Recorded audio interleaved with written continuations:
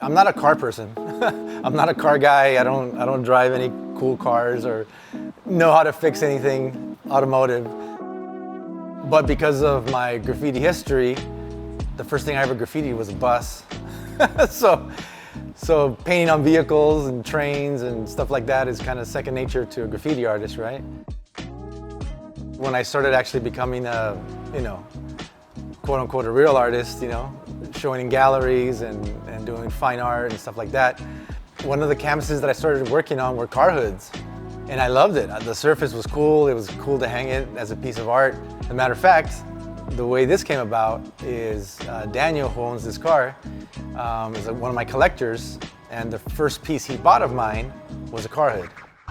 So this particular canvas, it's a 1930 Model A Ford.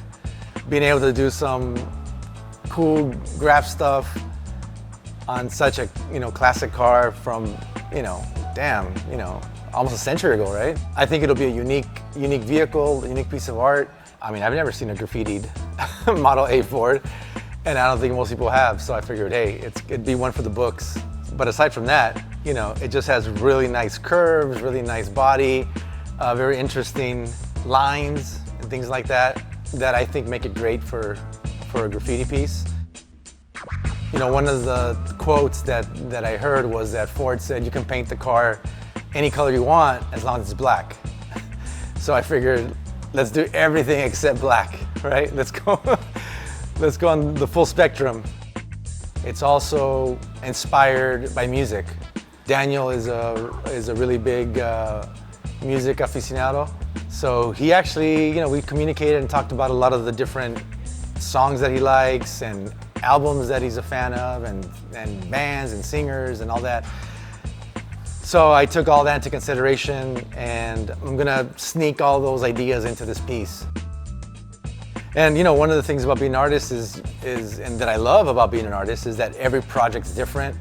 It's got its own hurdles and obstacles, and you have to come up with solutions, explore things and study and come up with a different way of doing something sometimes, especially when it's out of your comfort zone, right? Like I said, I don't know anything about cars.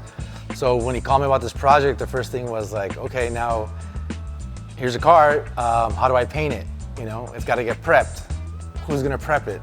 What's that gonna look like? Which body shop do I use, So I had to do all that research and find the right people to work with and the right team to put this together.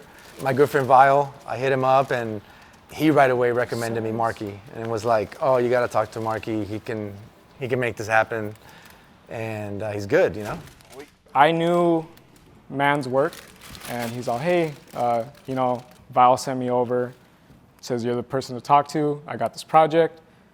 What can we do? Definitely one of the craziest jobs I've done. This car is almost 100 years old. The person that built this car is probably gone, and they built it with their hands, with all their pride and all their blood, sweat, and tears, was put into this car when it was first built. The first time it rolled onto the street. Some of these screws have never been turned. Some of these screws, they've never, when they were put on there, that's when they were put on there, and they weren't touched after. It's so hard because it's just like a wood frame. It's a wood frame, so once it's screwed in there, wood doesn't, you don't get to kind of adjust it. It's like it eats the wood away, but it's just crazy how almost prehistoric the car is. I do, work on lowriders and custom builds and stuff like that, but being able to work on these freaking time capsules, nothing could beat that. It's crazy. I got to see some of the process of him shaping the vehicle and the bondo and all that stuff, and that's an art form, And so it's just cool to be able to work with someone else on that level.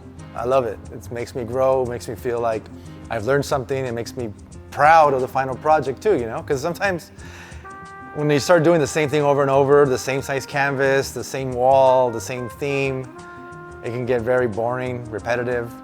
So once in a while you need something to inject you with a little bit of a new passion, a new interest, and that's what I'm feeling right now. I'm happy to, do my interpretation of a man one piece, on this old ass Ford.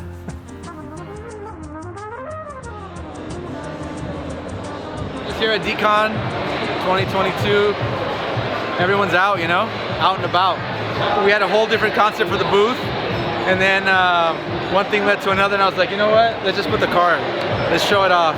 So it's a big hit. People are taking photos. It's all good.